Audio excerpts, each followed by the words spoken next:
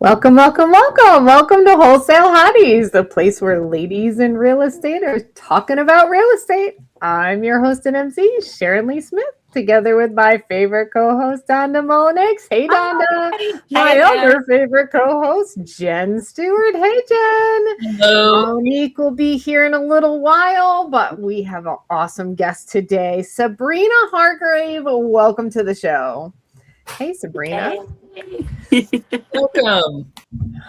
So, Sabrina, Donda has connected you with us, and I understand you are a realtor and Business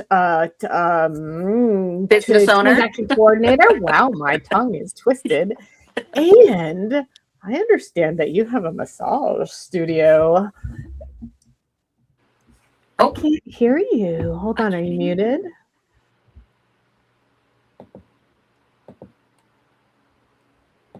Oh no, it was working fine just a few minutes ago. Do you want to pop out and come back in? Okay. We'll chat in the meantime. No worries. Tech problems happen. So, Donda, tell us about your week. How's things been going in your neck of the woods? Oh, it's good. The weather's amazing. It's don't rub it in. Just working on my prayers with friends. I don't know if you guys, we had Nisha on one time and she's kind of going through something. She needs some help.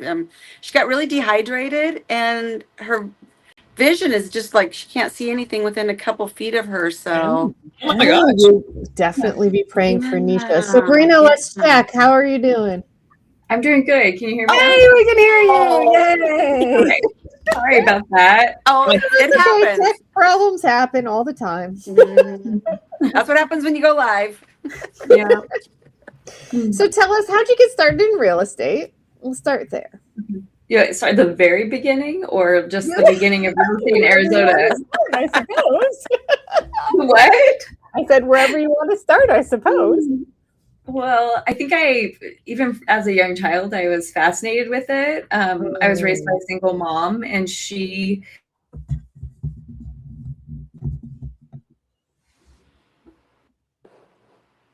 went, she needed a bigger house. She had 4 kids. And so I think just that exposure. Oh, no. We lost you again, Sabrina. Is it my internet or hers? I don't know. I don't know. Oh, there you are. There. You're back. I see you. Okay.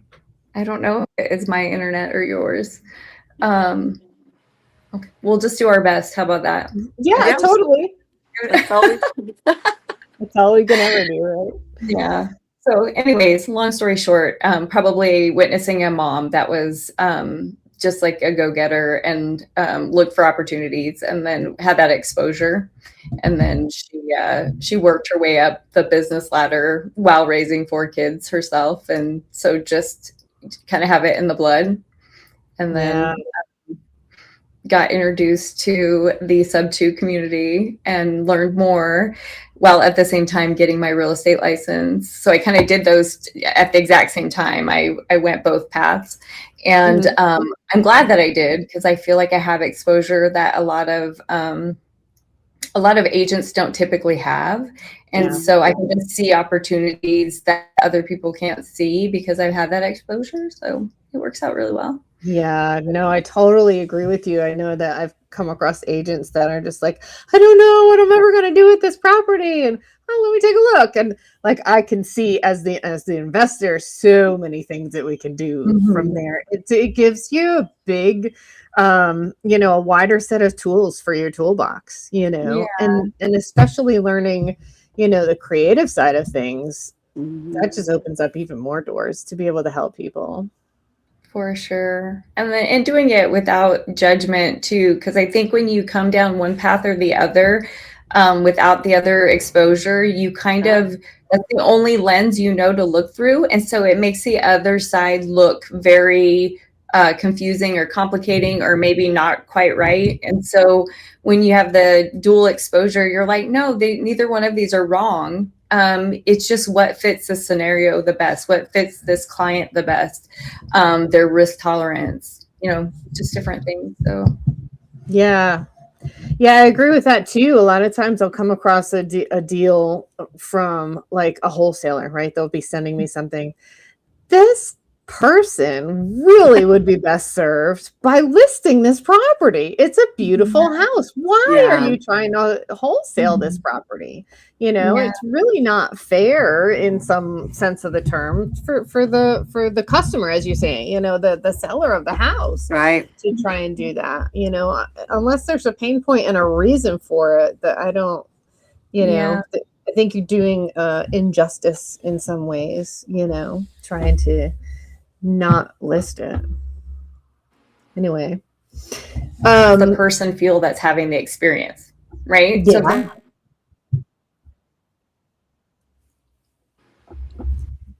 So some way gypped in the experience, then it's not, it's all relative to the people having the experience. So I agree.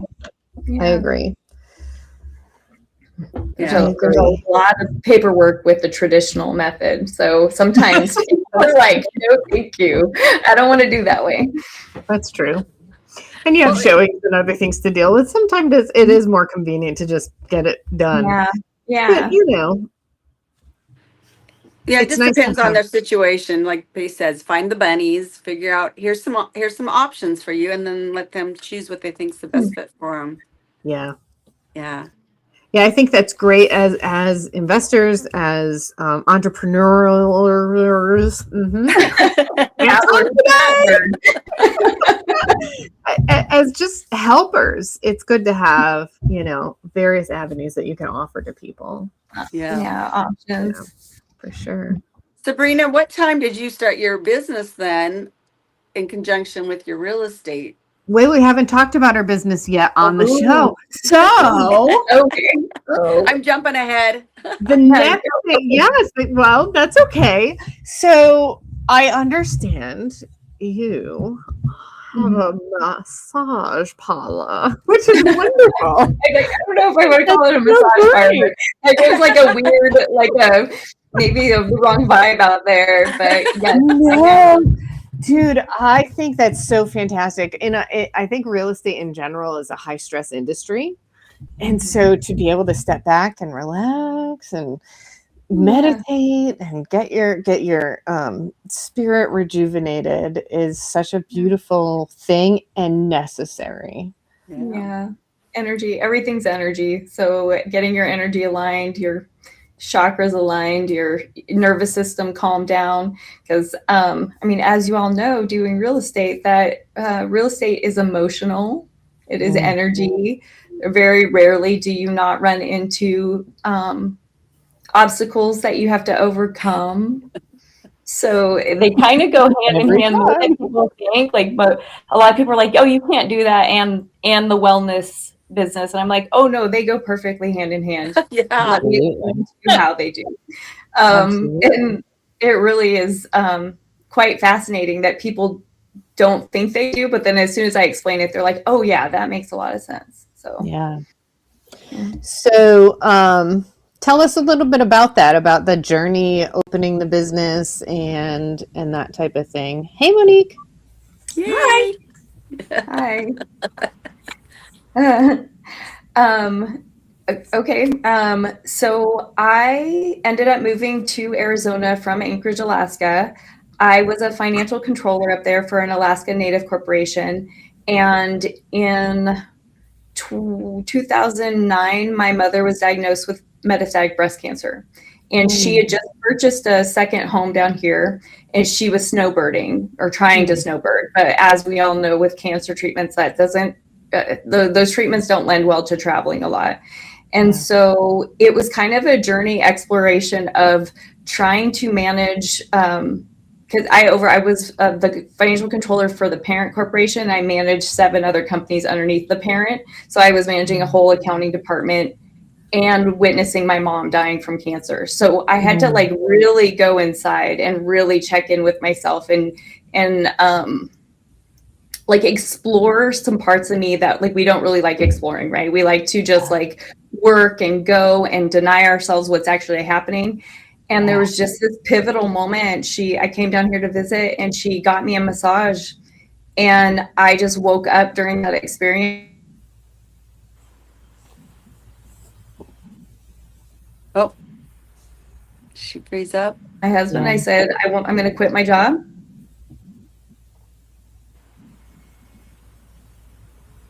In a down market, made money on our house in Alaska, and it was like the perfect divine, you know, it was so easy. And you know that when it's easy, it's meant to be, right? And so I got to spend 2 lovely years with my mom before she passed away. And that journey of watching her, because she was a CFO, and I was like following in her footsteps, and I saw myself in her, and I was like, no, I don't want to do a job that I'm not passionate about. Yeah. Just for money. Yeah. And miss out on spending time with people I care about. And I was like, there's got to be a way that you can do something that makes you money, but you love it and you're passionate and you wake up every day and you're just like, I want to do that and I want to connect to people. And so that is what led me. So I went to school for wellness. And of course, because I have all this business knowledge, I didn't get that diploma and go, oh, I want to go work for someone else. I was like, well, I've already managed other people's businesses. I want to manage my own business. Right. So that was the journey, right? I was able to work on my mom while she was in her death process. I was able to that's beautiful. That and bond with her. And then once she actually passed the month after I graduated, and in that beautiful journey, I had health issues too, but I healed through that journey of going to school for massage therapy and work. I worked on her, it helped her. And then the beauty of that cycle of life, she passed away, and a week later I was pregnant, and I had been told I could not have kids. So I had this like beautiful cycle of life happen with her death process, and me choosing me in that process, right? Like we're witnessing something. We reevaluate our lives and what we're going through, and then we make a choice. It's super scary. I'm not saying to anyone, like, oh, go do this. It's not going to be scary at all. It was super scary. And I did it. And it was like such a leap of faith and like just divine guidance that I just did it, and no regrets. And then in that same, so we're talking about the wellness business, been doing that for years. And then all of a sudden, just a ping in 2022, like get into real estate. You've always loved real estate. I bought my first condo with my mom when I was in college. So my sister and I lived in that condo the whole time I was in college, getting my 4-year bachelor's degree, and then moved back to Alaska. My brother and sister and I bought a condo up there, and we fixed and flipped it. And so like, it's been in here the whole time, but like timing, you have to wait, right? You have to wait until it's like, now is the moment to do this, and listen to that internal knowing. And so, 2022, it was like my best friend and business partner, she also does massage therapy and energy work, and she had a client talk about Pace Morby and Sub 2. And then she mentioned it to me, and I'm like, that's so interesting that you brought that up, because I've been thinking about getting my real estate license. And then she's like, well, what do you think about this path? And I'm like, well, what if I do both? And he did both too. And so it's like, we're on this beautiful journey of discovery, and the timing, timing is everything.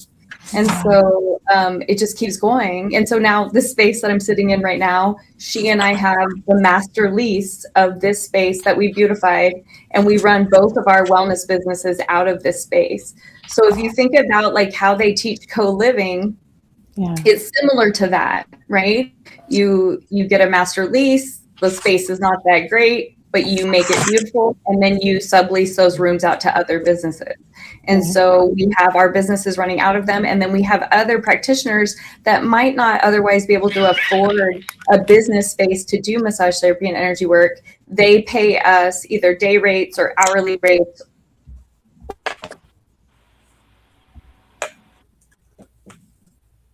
Full little hand-in-hand business operation.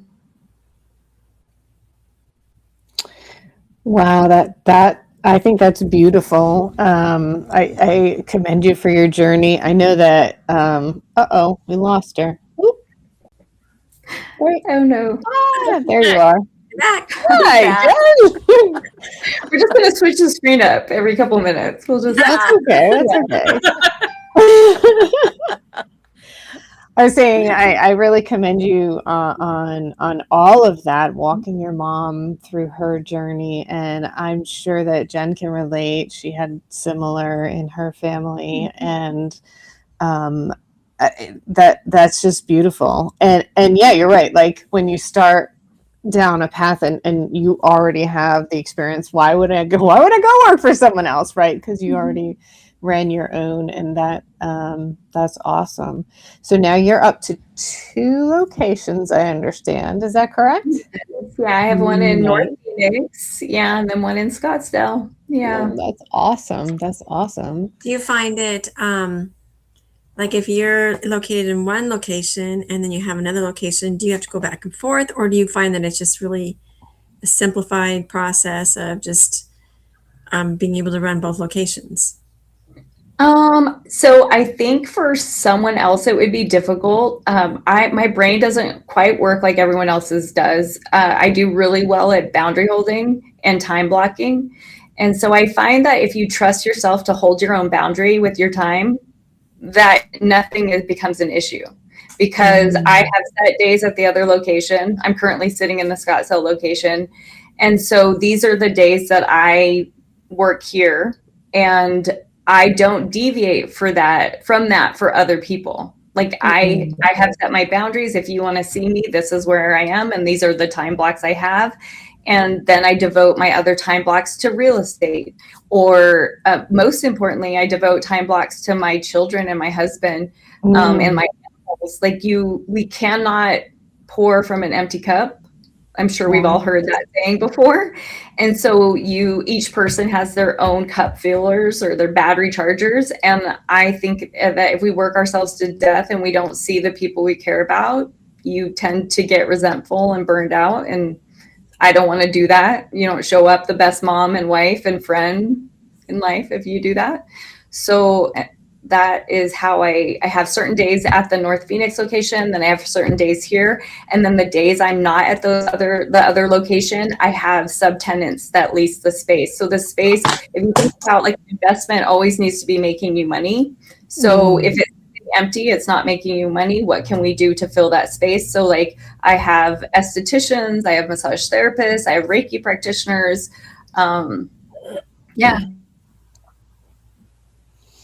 Yeah, all collaborative type enterprises. That's awesome. And it always has to be really a win-win-win. That my belief system is not everyone else's, and I don't expect it to be. But anyone that subleases from me, like we go through like an energy interview of like, what are your core beliefs? What's important to you? What's important to me? Can we meet there? Does this align with what we need in life? And so in that way, it works out well. That's really nice. We have Reiki as well. I have not seen a Reiki practitioner at a massage place, but I have seen the results separately, and it's not something that I feel like science has gotten much behind, and yet I have seen such profound intuitiveness from the practitioners who practice it. There is more and more now, where they can give you the science literature behind it. But at the end of the day, I ask people, like, if it doesn't resonate for you, but you're curious and you want to try it, then come on in and let's try it. But just like you would never push your religion. Hi there. Hi, Jim. Hi, Jim. You wouldn't push your religion or your political beliefs on someone and expect them to just drink that Kool-Aid. why would we do that with energy work? Or I would even say like massage modalities. Like one person likes Swedish and another person likes my biomechanical restructuring.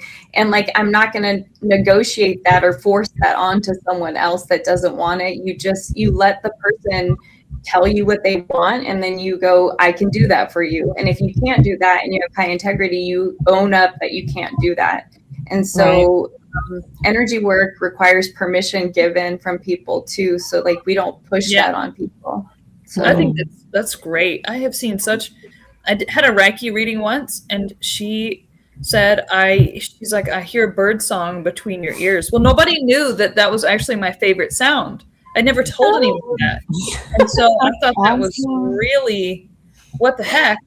And then she's like, yeah, I see a pen in your right hand. Well, I also always wanted to write a book, and I had never told anyone that. And so what I've seen is that there's some really incredible power in that was, I couldn't explain it, but it was really amazing. So when you said that, I was intrigued. Yeah.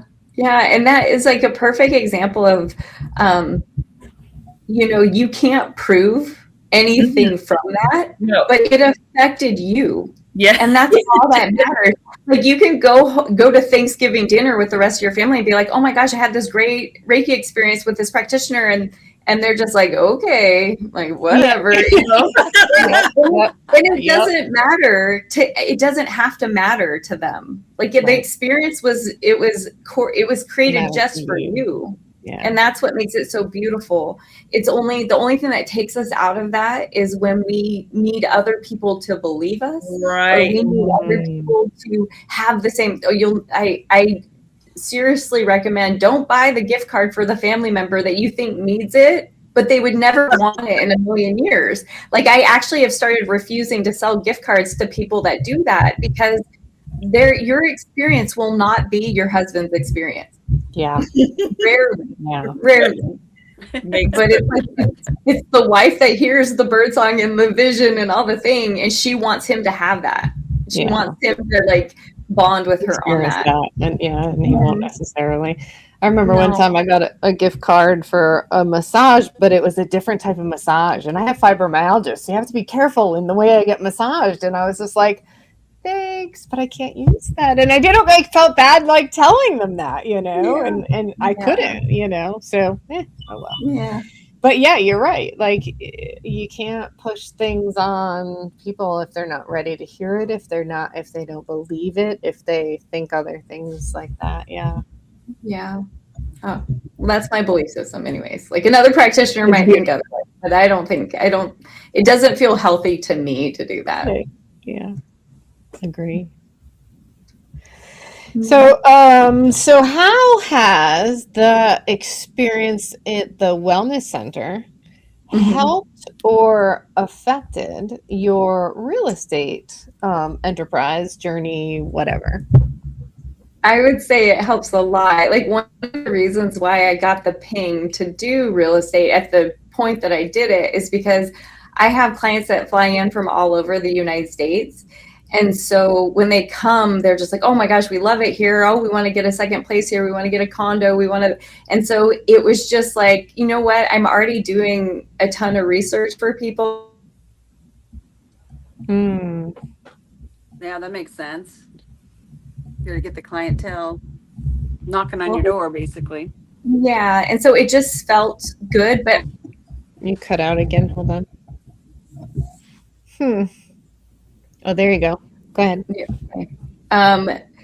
It's the same thing with real estate as with energy work. You don't push it on the client that doesn't want it, right? But I'm there for it and to receive it if there is a client that from my wellness business that does want it.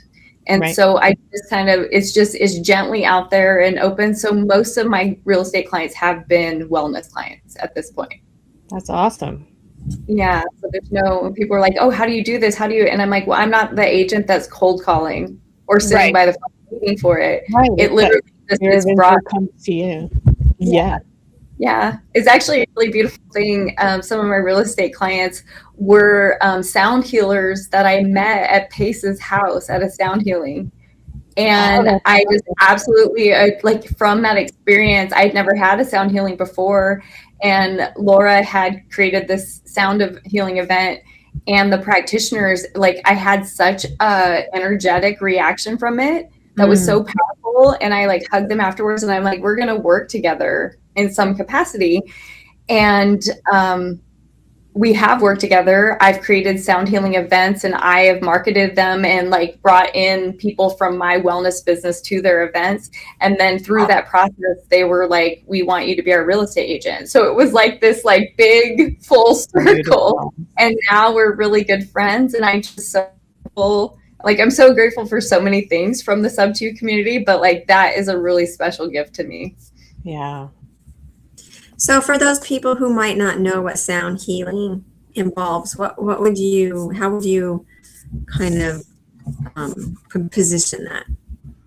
Okay, so those particular practitioners, it was breath work with Reiki and sound healing at the same time. So it's like a triple healing component, which I hugely advocate for that because it is like a supercharged experience. But if we're just going to specifically talk to the sound healing, so when you are listening to tones,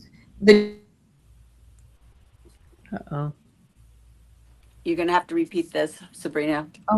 Yeah, okay. When you're listening to tones and okay, go. To sound tones, everything is energy and vibrates at a certain wavelength. And those sound vibrations come through and they basically disrupt any blockages so that your energy system can level out. So that would be like the most simplistic version of what that is. With Unearth Your Soul, the practitioners I met at Pace's house, they do the triple component where they're doing Reiki on people while like talking them through breath work. So you're breathing in and out to the rhythms, and then they're playing music at the same time. And then at the end, they do the sound bowls and everything. And it is like very, very potent and powerful. I was going to say, that sounds intense. Yeah. It is Not in a bad way, but just you're fully engaged. Yeah. Oh, she froze up. Oh, there she is. You keep little glitches there, but we're fine. It's okay. Now, I've had the bowls, is it called Tibetan bowls massage? Well, they've done it in the while you're having your massage done. Yeah. it's cool. Yeah, it was a different experience. It was That cool. sounds nice. Yeah, it was Relaxing. Mm-hmm. Totally. I love a good massage. So Sabrina, when you do that, are your sound people and Reiki and everything put together, is it like, okay, get on this table, or do you get on a mat, or like what's that? You know, is it laying down? Is it sitting up? Is it what's the most common way of kind of experiencing that? In particular, the ones with Unearth Your Soul, Shelby and Ryan, you come into a facility space and like a yoga room, and everyone puts down yoga mats, and you can have a pillow or a blanket on you, and you typically get an eye patch put over your eyes, and then they instruct you on your breathing while they're playing music. And so through that breath work instruction, you start releasing and having these experiences that are very intense. Like your hands can kind of go to crab claw, and it is an actual. There's a medical term to it, so it can be quite intense, but it won't hurt you. I'm sure there's some people with contraindications that need to be addressed, and Shelby and Ryan would address that, but there is very few that I know of, other than pregnancy and possibly some heart conditions with oxygen, people that struggle with oxygen deprivation. But you would want to talk to them about any concerns you have before you start the process. And then they would walk you through the breathing. And Shelby's a nurse, so she does really well at monitoring people and like understanding what is happening with everyone while they're on there. And then when I've worked with them, I typically just do the marketing for them. So I'm not actually doing any healing. Oopsie. Sound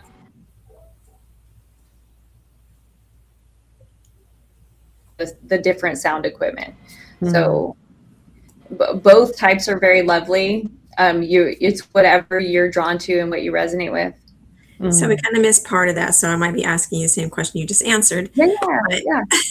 But then what type of music do you lean towards when is it like the Tibetan bowls? Is it something like classic? Is it something that you put together for the sound healing, or based on tones, and where does that come from, and in order? Is it similar to like what Jamil does, or that type of thing? Oh, I don't know exactly what Jamil does, so I can't speak to that. I know that Shelby and Ryan, they put the playlist together, and they are actually, the songs are the way they put it together goes with, like you start out very soft and then it gets pretty intense with your breathing. So the music complements that, and then it tones back down again with a softer, but like a lot of times the words in the songs will go with a theme of a meditation that she does during the beginning of her sound healings. And so you'll find that like whatever you are needing for that day is like interestingly what she talks about during the meditation, and then the song and everything brings that out. So it's very, very cool how it works. And then at the very end, as they're closing things out, is when they do the bowls and the different types of equipment. And the equipment there's so many names of different equipment. I don't have that equipment, so I can't speak to that either, but I would highly recommend looking them up. Share with Donda, and she can share with you guys their Instagram link, and they're now actually teaching classes on it if you want to become a certified sound healer. So it's pretty cool. And you talk about clawed hands and watching people really closely, which might scare some people who've never heard this before. So why would they not want to be scared? What would, or why, if they're looking at that going, oh, that sounds scary, I don't want to be a part of that, what would be the benefit, I guess, of them, of somebody who might want to participate in this type of healing, Reiki and or sound, to find healing, and if their hands are going to be all I use that one because you mentioned, but I know there's other things. I love all your questions. These are such good questions, because I think that people should know about the things that might make them uncomfortable, right? Like we all like kind of try to navigate through life without discomfort. And I'm like, but this is part of the journey, right? Like if I had never taken that leap of faith of quitting my job, my really good job with really good insurance, and jumping down here, I would never do this. And I'm a much healthier version of myself right now than the person that was sitting up there in an office making insane amount of money for an early 30-year-old, and like, but I would have died early, right? So like you check yourself with your discomfort. If someone tells you about a healing modality and something in you pings, you're like, that sounds curious. Yeah. And then they're like, but there's these uncomfortable things that'll happen while you're doing it, but on the other side of that discomfort, you're going to feel like $1 million. Yeah.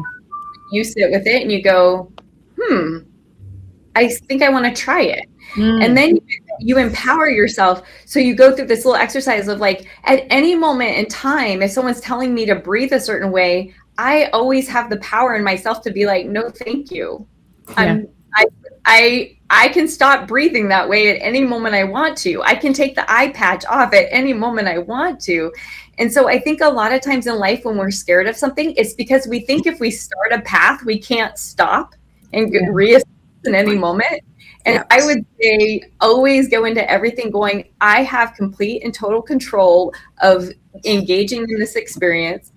I would even say during the middle of a massage, I've had a couple people, not necessarily with me, but with practitioners that were subtenants, that like a person like, well, she didn't do a deep enough massage. And I was like, oh, okay. I'm like, well, let's talk through this. So you had a 2-hour deep tissue massage. Did you say something to her? Well, no. So you went 2 hours. You went 2 hours with a practitioner. You didn't ever say anything was uncomfortable, or it wasn't enough pressure, or they could do better, or just straight up positive. Right. Like this isn't for me. Yeah. So I'm willing to give you a discount on your next massage with me. I'm going to ask you to communicate the whole massage though. And tell me, Yeah. because right here and now, I already paid that lady to massage you and you said nothing. Mhm. And so I'm not going to take that money back. She worked 2 hours really hard and you didn't communicate. But what I will do is I will give you a discount, but I'm giving you the boundary of you have to communicate. I will not give you a 2-hour massage and then you say, I also did a bad job. Because That's a business owner thing. I can't tell you. It's like everyone's like, "Oh, I'm so jealous of that business owner over there." Like, do you know how many conversations they've had to have about refunds, about people saying bad things about him just because they didn't communicate, or maybe it was so. Anyways, it always makes me laugh to hear about other business owners dealing with all the same stuff that we all do, and there's always the good stuff, and then there's the refunds, the crazies. But you also like there is like not one industry that doesn't have that, right? So when people are like, I'm going to run away from this, I'm going to go there, that looks like a good job, and I'm like, well, let's first sit and think about what makes the job you have a bad job. And they'll be like, oh, people are crazy, people don't communicate, or people this, and I'm like, people are people. That's not going to follow you. So what I've gotten really comfortable with is I was a born people pleaser, so I had to stop that right out the gate, right? You can't people please. You can set an offering out and like, this is what I offer you, but you're not going to make everyone happy with your offerings, right? Whether you're in real estate or wellness or a teacher or anything, you literally have to go, I'm comfortable with me doing the best I can do every day. Right. I'm comfortable with me knowing that I show up with integrity. I cannot know if anyone else is going to think that of me. I have to just be comfortable with myself. And it's so hard as a people pleaser because you want want them to feel about you the way you want them to feel about you, and you want to feel it from them. A lot of us people pleasers are empaths as well, right? And I would actually share, and interestingly, I think fibromyalgia people that have that are empathic. And they're feeling everybody's stuff all day long. Yeah. Just bombarding your system. Absolutely. And so we have to learn to hold a boundary and hold it with kindness, right? It's like, it's totally okay if someone comes and choose me a new one. They don't like how someone that works in my space showed up, but can I meet them with kindness and go, well, let's find a solution here. You know, we can't correct what happened over there, but I can have a talk with this person. What would make you feel better? What would be a solution to you? And then they get to tell me, and then I get to go, I'm willing to do this, but I'm not willing to do that. Like, and then you kind of work your way into it. And sometimes even with that, like a comment, like some people just want to be mad. Yeah. Right? Oh yeah. Like we have these deep bottled up feelings in us, probably totally unrelated to the person you're taking it out on, because we just have this stuff we've carried for life, right? Yeah. And so it's really helping people get to know to the core of them. And a lot of times it's just looking them in the eye and going, I see you hurting right now. I don't actually know if what you're talking about is actually the thing that is hurting you most, but if I can help you, I will. But you have to tell me what you need in order for me to rise up to help you. Yeah. And if you don't tell me, I can't get there, because I can't, it's like an energy expenditure to try and guess what someone needs. Right. We're not psychic. And I think people need to have that communication sometimes, or that permission to speak up and say something, because they're also trying to please somebody and they don't want to hurt somebody's feelings, and all those things come into play, and they're trying to do the best they can. And then you're telling them, oh, you're doing it wrong. So giving them permission in advance kind of opens that door for them to be able to speak up even more effectively than they would have had you not been able to do that, or not given them that. Yeah, giving that permission. That is such a perfect way to put that. That's what people need. Permission to be seen and heard. Yeah. What is it in energy work? We energy observed.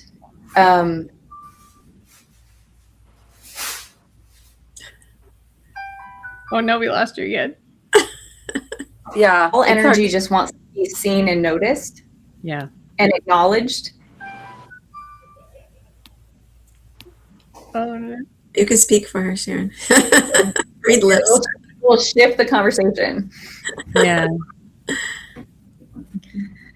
We're trying to read your lips, Sabrina, because we all of a sudden we see you speaking, we can't hear you. That's okay. People want to be seen and heard, and then it kind of cut in and out and in and out. But I think we got the gist of it. I think you're absolutely right. Yeah. And you were saying that earlier you mentioned something about, for your whole life and really like a lot of our struggles, today stem back all the way to childhood and to whatever traumas and events of the childhood. Yeah. I don't know if I'm still muted. No, you're not. But, No, you're good. Go ahead. not just all the way from childhood, but if you think about, like, we all walk around and we're all energy, so we have an energy field around us.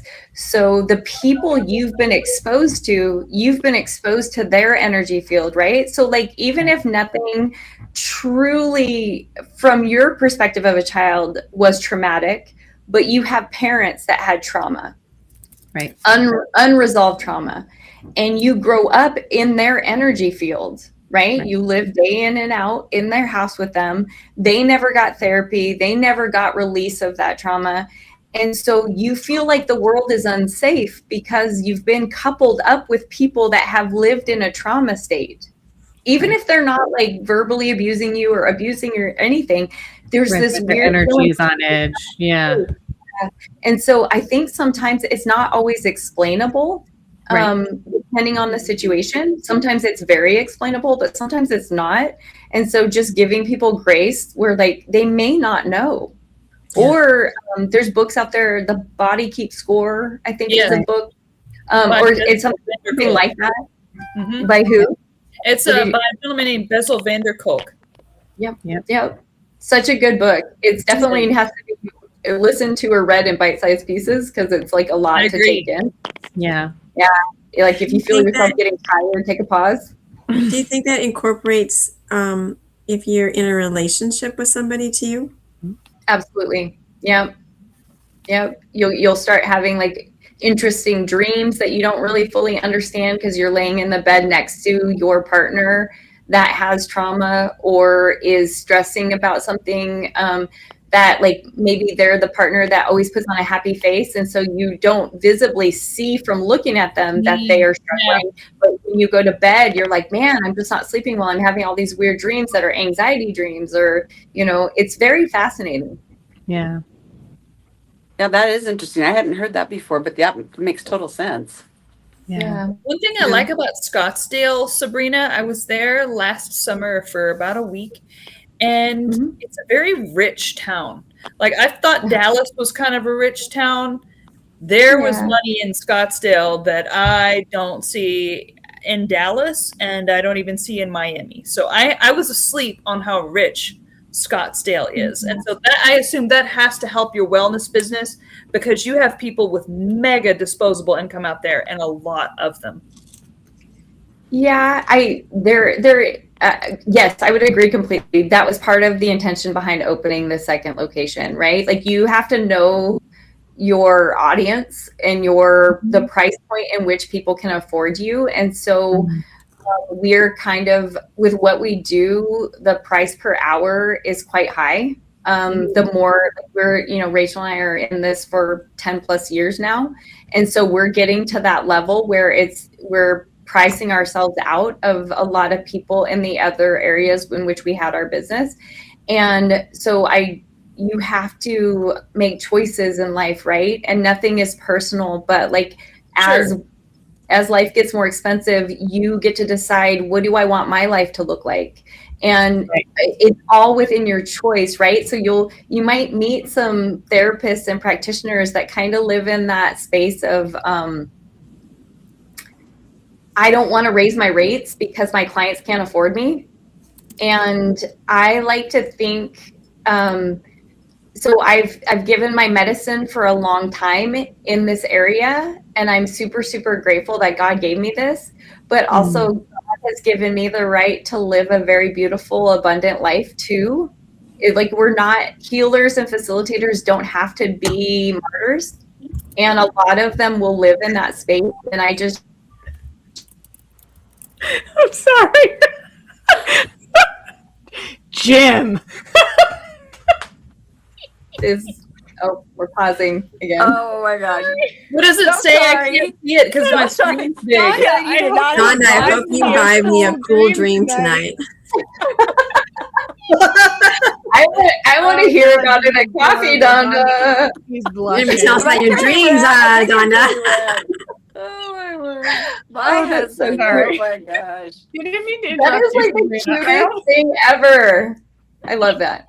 They're so cute. They are cute. I love them. Anyway, I'm sorry to interrupt you. Go ahead. No. I don't even know where we were. Is there anything that you found that you have to kind of do to protect yourself from absorbing the energy of your clients? Because I mean, you must have seen a lot of people and all that surrounding you, different people coming in and out, and or on a weekly basis or a regular basis. And what's that look like for you as a person who's working with this type of energy? That's a great question. And we can't hear you. Oh no, wait. Can you hear me? Okay, go ahead. Okay, now? Okay. So I absolutely do believe that other people's energy. Wanted to hear this. You froze on us and we wanted to hear this. Okay. Start again. Okay, go. I absolutely believe. Go. Okay. So I absolutely believe that other people's energy affects us practitioners. And we have to learn to what we call transmute it, right? So we are helping, we're in the energy field, we're doing our energy work, plus we're doing the actual physical body work. And then if you don't learn to go, this is not mine, this is someone else's, and I want to send it out into the universe to turn into something beautiful for this world, instead of the heaviness that was sitting in that person. If you're not a practitioner that knows how to do that, you'll end up getting illness in your own body because you keep that in your energy field. You're like, oh, I'm so strong. I can carry this for the world. I can carry this for these people. And I have been there before I understood what the teachers were saying about. That was my next question. Yeah. Oh my gosh. Headaches, nausea, other things that I don't even want to talk about on here. I don't have that anymore, which I'm grateful for.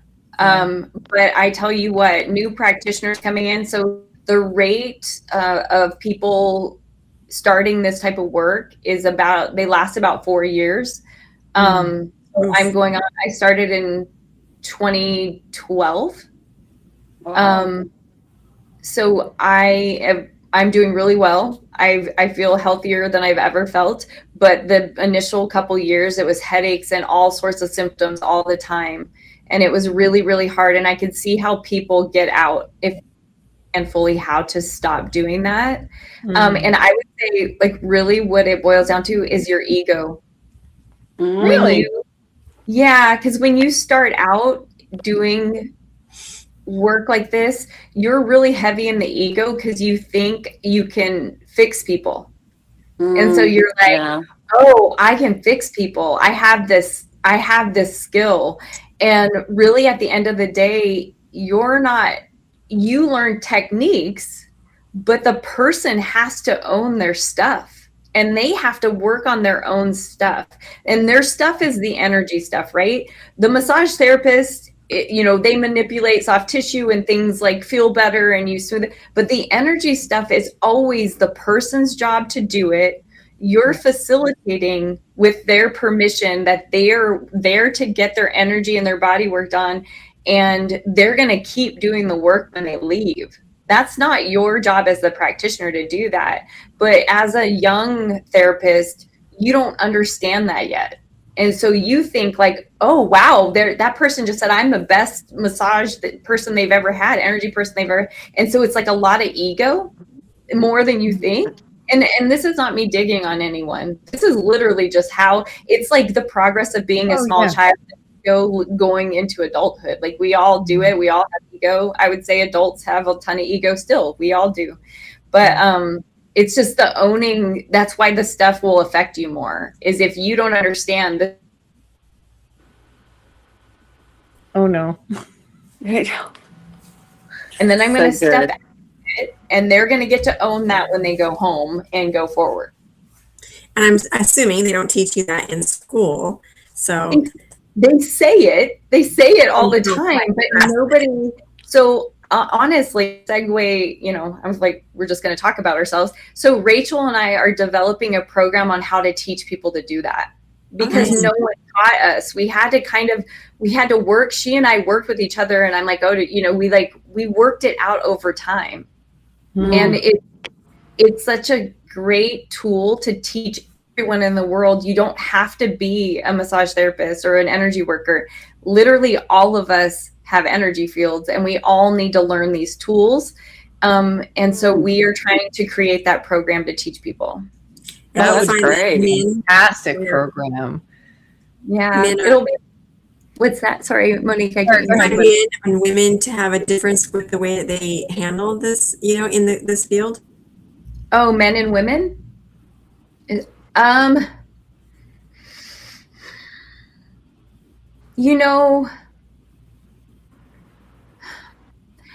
I think that we're all different. I wouldn't make it gender, because we all have masculine and feminine energy in us.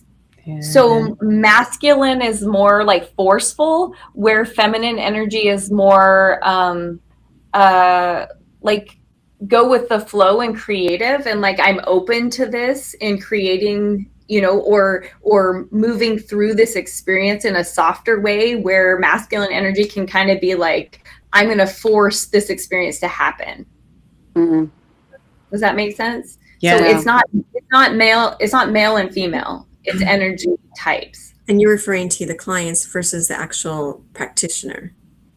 I'm referring to both. Okay. Yeah. I think that would be a great ministry to practitioners. 100%. And then, of course, expanding into other people. But I think that may radically change the industry, where that 4-year mark is going out of the water. Yeah, I think so too. I'm hopeful, and Donna and I have talked a lot about like my big dreams and stuff. I have a lot of visionary in me, but I also have a lot of integrator. So in my business partnership with Rachel, she also has both, but she is definitely more of the visionary and I am more of the integrator in our partnership. And so, but we have this vision of this giant ecosystem of health and wellness in alignment with real estate and the world, and how like business shows up, because I think we're actually moving that direction. You can hear about people getting hired as like empaths helping in workspaces and stuff like that now. I think we're trending that way. And it's very powerful to realize like, hey, everything doesn't have to be so aggressive and forceful.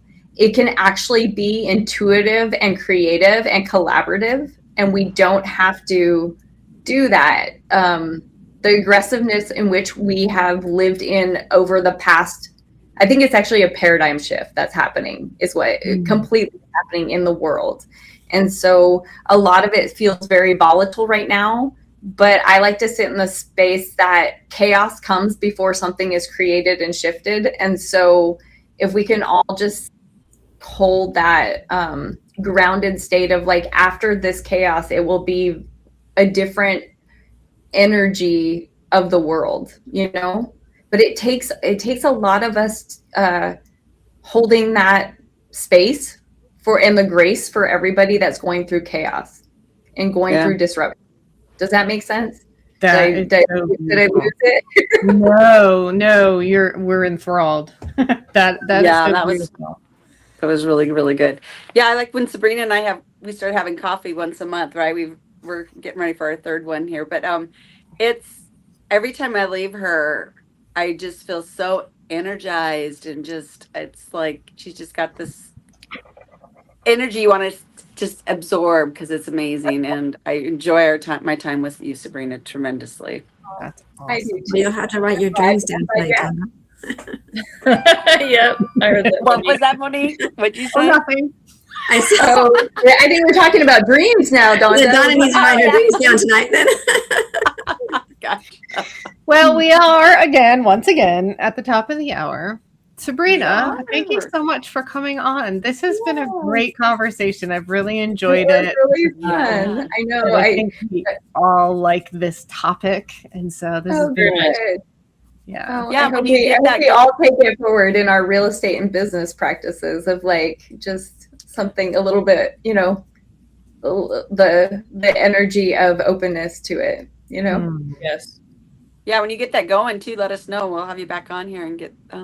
It'd be nice to Yeah. have you introduce that to out there. Oh, I would absolutely love that. Like once I have it, you know, Both of my them. integrator brain wants it more fine tuned before we really talk about it. But Fair enough. yeah. Monique knows all about that. But is Yeah. there a way right now somebody want to reach out to you for them to get in touch with you that, you know, even though you haven't got everything defined, you know? oh yeah. I think that Sharon had all my wellness business contact information in the email to all of us. Yeah, So to us, but that's not our audience. So why don't you tell our audience how can they get in touch with you?